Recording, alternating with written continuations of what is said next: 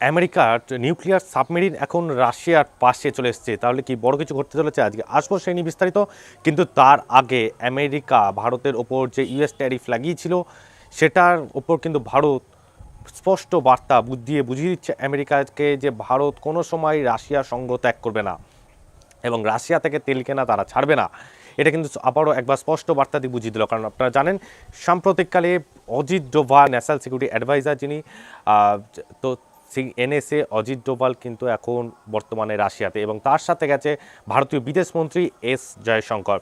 অর্থাৎ সারা পৃথিবীব্যাপী ভারতবর্ষকে নরেন্দ্র মোদীর পরে যদি কোনো মানুষকে সবথেকে বেশি তারা বিখ্যাত হয়ে থাকেন তাহলে কিন্তু এই দুটি মানুষ, যারা হচ্ছেন এনএসএ অজিত ডোভাল এবং বিদেশমন্ত্রী এস জয়শঙ্কর। এই দুজনে কিন্তু এখন বর্তমানে ভারতীয় বিদেশ নীতির ক্ষেত্রে কিন্তু এই দুজন কিন্তু ভারতবর্ষের প্রধানমন্ত্রী নরেন্দ্র মোদীর রাইট হ্যান্ড এবং লেফট হ্যান্ড, এই দুজনে কিন্তু এখন বর্তমানে রাশিয়াতে আছেন। এবং তারা কিন্তু এটার ফলে তারা স্পষ্ট বার্তা দিয়ে দিচ্ছেন যে তারা কিন্তু রাশিয়ার সঙ্গ ত্যাগ করবেন না। এবং এই ইউএস ট্যারিফ লাগানোর পর কিন্তু ভারতবর্ষ পর কূটনৈতিক কিছু কিছু স্ট্র্যাটেজি কিন্তু সামনে আনছে, যেটাতে জানা যাচ্ছে যে ভারতবর্ষ এবার সরাসরি মেক ইন ইন্ডিয়া প্রজেক্টের উপর আরও বেশি জোর লাগাচ্ছে, যে যাতে ভারতবর্ষের আমেরিকা কেন, ভারতবর্ষের উপর অন্য যে কোনো দেশ, যে কোনো পৃথিবীর দেশ, তারা ভারতবর্ষের উপর যে কোনো ট্যারিফ লাগানোর আগে তারা যাতে ভাবনা চিন্তা করে যে ভারতের উপর ট্যারিফ লাগাতে ভারতের সমস্ত কিছু প্রোডাক্ট তাদের ভারতেই তৈরি হচ্ছে। হ্যাঁ, এখনও তো সমস্ত কিছু প্রোডাক্ট ভারতে তৈরি হচ্ছে না, এখনও বেশ কিছু প্রোডাক্ট আমেরিকা বা অন্যান্য অনেক দেশ থেকে আসে। কিন্তু এই মেক ইন ইন্ডিয়া প্রজেক্ট যেভাবে ডেভেলপ করছে, কারণ জানেন একটা টাইমে আমরা সমস্ত ইলেকট্রনিক্যাল জিনিসের ক্ষেত্রে কিন্তু ডিপেন্ড করে থাকতাম চায়নার ওপর, যে কোনো চাইনিজ মাল আসবে এবং আসার পর তবে গিয়ে আমরা সেই জিনিসটা পাবো। আজকে কিন্তু সেই পরিস্থিতি নেই। ভারতবর্ষে এমন অনেক কোম্পানি হয়ে গেছে যারা এখন চীনের বিভিন্ন রকম ইলেকট্রনিক্সের জিনিসকে কিন্তু অনেক, মানে চীনের যে সমস্ত জিনিস সস্তায় আগে দিত সেগুলো কিন্তু সেম ভারতীয় এখন অনেক জিনিস হয়ে গেছে যেগুলো কিন্তু এখন সস্তায় একই কোয়ালিটি এবং তার থেকে অনেক বেটার গুণমানে কিন্তু আমরা পাচ্ছি। অর্থাৎ মেক ইন ইন্ডিয়া প্রজেক্ট কিন্তু যত বেশি বাড়বে তত বেশি কিন্তু এই আমেরিকার মতন দেশগুলো কিন্তু চিন্তার ভাঁজ পড়বে, এবং তার ফলে তারা যতই ট্যারিফ লাগাক না কেন ভারতবর্ষ তো সাময়িক হয়তো কিছু প্রবলেমে পড়লেও মানে সুদূর প্রসারিতে ভারতবর্ষে সেটা কিন্তু লাভের দিকেই যাবে। যেটা কিন্তু আপনারা জানেন যে ট্রাম্প কিন্তু ধমক দিয়ে বা হুমকি দিয়ে কিন্তু এই ট্রেড ডিলগুলো করাতে চাইছিল। এই ইউএস ট্যারিফটা লাগানোর পরে যে তার ট্রাম্প চেয়েছিল যে কি তাদের বশ্যতা স্বীকার করুক ভারত, এবং বশ্যতা স্বীকার করার পরে তারা যেভাবে ভারতবর্ষকে চালাবে সেইভাবেই চলবে, তার বদলে ট্রাম্প তাদেরকে বিজনেস ডিল দেবে। কিন্তু না, এখন ভারতবর্ষ সেই যে আগের ভারতবর্ষ নেই, সেটা বোধহয় আমেরিকা ভুলে গেছে। ভারতীয় ডিপ্লোম্যাটরা জানে তাদেরকে কি করতে হয়। কারণ একটা জিনিস আপনারা মাথায় রাখবেন, এখন বর্তমানে ইউটিউব বলুন, ফেসবুক বলুন, অনেকেই অনেক কিছু ছড়িয়ে দিচ্ছে যে এই আমেরিকার এই ডিলের পরে এস জয়শঙ্কর এই বলে দিল, ডোভাল এই বলে দিল, এই বলে দিল, ওই বলে দিল। একটা জিনিস মাথায় রাখবেন, বিদেশ নীতির ক্ষেত্রে এটা কিন্তু কোনো কলতলা ঝগড়া নয় যে ওকে একটা কোনো মন্তব্য করলো বা ও তাকে একটা কাউন্টার মন্তব্য করলো।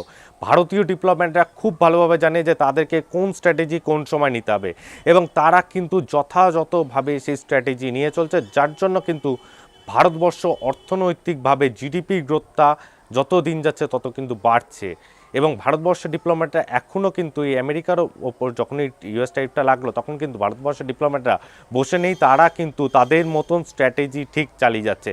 এবং আপনাদের বলে রাখি যে ট্রাম্প কিন্তু অত সহজে কিন্তু ভারতবর্ষের সাথে ডিল ক্লোজ করবে না, যে কোনো ট্রেড ডিল। তার কারণ আমেরিকাও জানে যে ভারতবর্ষের গুরুত্ব কতটা আছে আমেরিকার কাছে।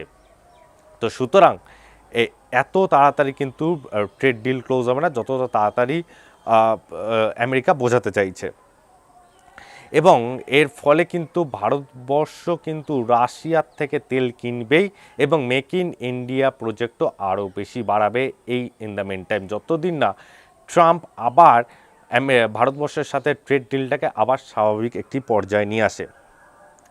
এবং ঠিক এরই মাঝে রাশিয়ার যিনি প্রাক্তন রাষ্ট্রপতি, অর্থাৎ এই পুতিনের আগে যিনি রাষ্ট্রপতি ছিলেন, তিনি কিন্তু একটি খোলা হুমকি সাম্প্রতিককালে দিয়েছেন, যেটাতে বলছেন যে তারা কিন্তু ডেড হ্যান্ড চালিয়ে দেবে। রাশিয়ার এই ডেড হ্যান্ডটা কি? রাশিয়ার এই ডেড হ্যান্ডটা হচ্ছে একটা খুব সাংঘাতিক একটি জিনিস। গোটা রাশিয়া জুড়ে এমন একটি সেন্সার লাগানো আছে, যে সেন্সারের ফলে ধরুন কোনো দেশ, ধরুন আজকে ন্যাটোরা সমস্ত দেশটা একত্রিত হচ্ছে, ইউরোপীয় সমস্ত কান্ট্রিগুলো একত্রিত হচ্ছে রাশিয়ার বিরুদ্ধে।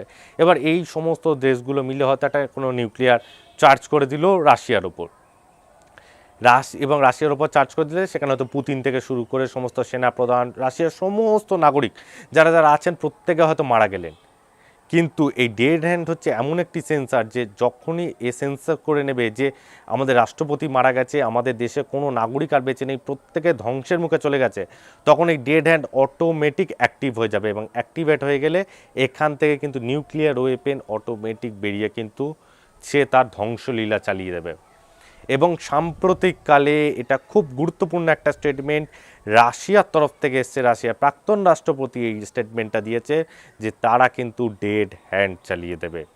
কেন বলছে সেটাতেও আসছি। তার কারণ আমেরিকা সাম্প্রতিককালে তারা নিউক্লিয়ার সাবমেরিন কিন্তু রাশিয়ার কাছাকাছি নিয়ে আসছে। কেন, কি কারণে, সেটা কিন্তু এখনও অবধি স্পষ্ট নয়। আমেরিকা হঠাৎ করে কেন তাদের নিউক্লিয়ার সাবমেরিন রাশিয়ার পাশে নিয়ে আসছে, এটা কিন্তু এখনও অবধি ক্লিয়ার নয়। সেই কারণেই কি রাশিয়ার প্রাক্তন রাষ্ট্রপতি বললেন যে তারা ডেড হ্যান্ড চালিয়ে দেবেন। এখন কি প্রয়োজনীয়তা পড়লো, এমন কি প্রয়োজনীয়তা পড়লো যে রাশিয়া আমেরিকার মতন একটি দেশ এবং তার সব থেকে শক্তিশালী যে নিউক্লিয়ার সাবমেরিন, সেই সাবমেরিনকে পাঠাচ্ছে রাশিয়ার পাশে, তবে কি কোনো ধ্বংসলীলা চালানোর জন্য একটা হুমকি দিচ্ছেন আমেরিকা? তার কাউন্টার কিন্তু রাশিয়াও কিছু বলেছেন যে সারা পৃথিবীতে সমস্ত সমুদ্রে কিন্তু রাশিয়ারও বিভিন্ন সাবমেরিন ঘুরছে। আমেরিকা যদি কোনোভাবে কোনো পদক্ষেপ নেয় তাহলে কিন্তু রাশিয়াও কিন্তু চুপচাপ বসে থাকবে না। এবং এই ঘটনাগুলো হবার পরে রাশিয়ার সাথে আমেরিকার যে চুক্তিটা ছিল নিউক্লিয়ার রিলেটেড, নিউক্লিয়ার ট্রিটি যেটা ছিল, সেই ট্রিটিটাও কিন্তু রাশিয়ার তরফ থেকে বাতিল করে দেওয়া হলো। এই ট্রিটি থাকার ফলে এতদিন ধরে কিন্তু রাশিয়া একটা হাত বেঁধেছিল আমেরিকার তরফ থেকে, কিন্তু যেই মুহূর্তে রাশিয়া এই ট্রিটিটা ক্যান্সেল করে দিল, সাথে সাথে কিন্তু তারা ফ্রি হ্যান্ড সে পেয়ে গেল। এখন সে যখন তখন ডেড হ্যান্ডও চালাতে পারে বা অন্য যে কোনো কিছুই চালাতে পারে। এখন এই সমস্ত কিছুর মাঝেই যেটা আপনাদের বলছিলাম শুরুতেই, যে আমেরিকা হঠাৎ করে রাশিয়ার পাশে নিউক্লিয়ার সাবমেরিন পাঠাচ্ছে, তবে কি বড় কিছু ঘটতে চলেছে?